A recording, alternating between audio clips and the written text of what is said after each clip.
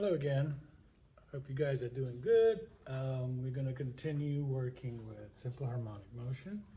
Last time we kind of looked and saw what causes simple harmonic motion, and here I have this chart up here, this screen, and I'm going to have the same thing as in your folder, the link to this page, a simulation that you can kind of look at in case this isn't looking so pretty right now. And so you could run the same thing. What I did was I have K at 100. That's my spring constant. The mass at 5 kg. And the initial spring stretch at 5 meters.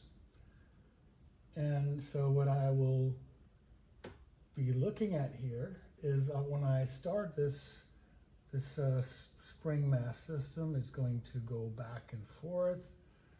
This is going to be his rest position. He's been stretched. This is a rest position. It's stretched to this point.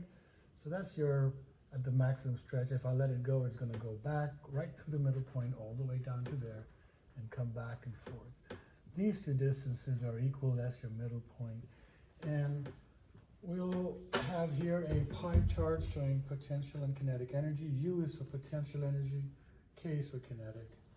Here are the graphs of potential energy and kinetic energy, and this is going to be plotting as this object moves. Here's the position of the object, and so you'll see the very familiar sine graph popping up here because it goes back and forth. It's not going at a constant speed back and forth, right? It gets up faster, then there's a slower, then there's faster, and gets slower. So the spring goes back and forth. It slows down to 0 at the edges, and then is maximum in the middle.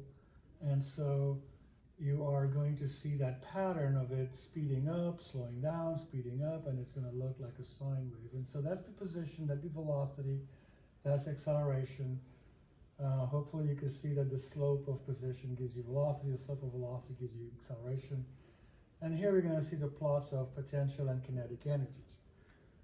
What you really need to get out of this lesson from simple harmonic motion is what happens as this thing moves back and forth.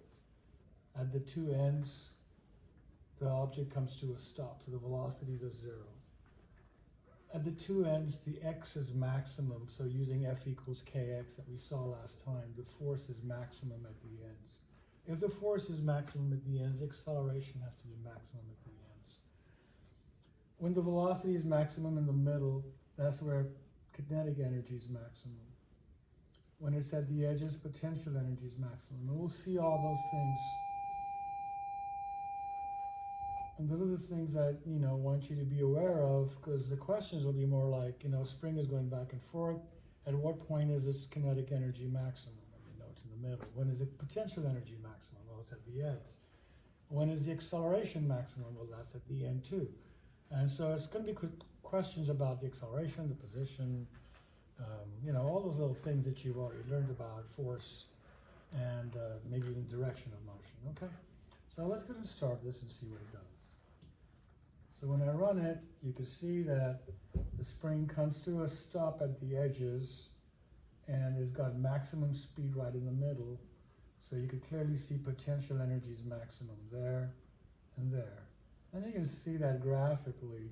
Potential energy max, minimum, max, min, max, and then here's kinetic energy going max, min, max, min, max, min. And so kinetic energy will be maximum when this guy's in the middle.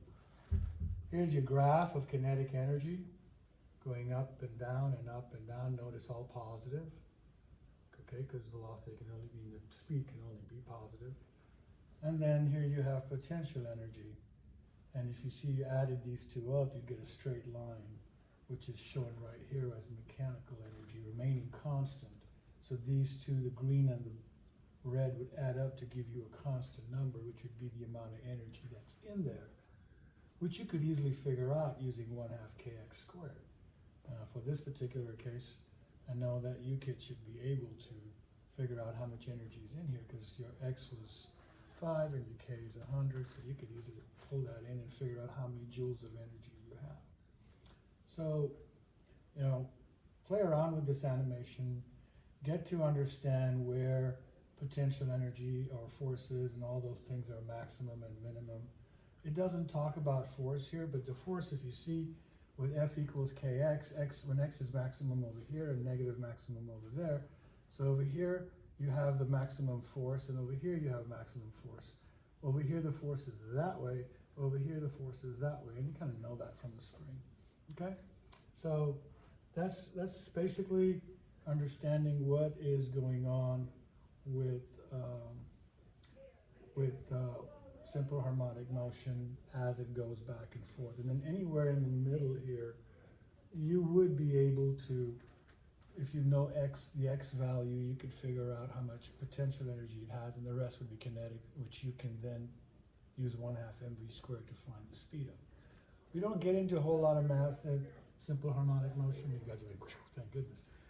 But you do need to know what is going on and when the energies, forces, acceleration, positions are maximum and minimum as these things are going back and forth, okay?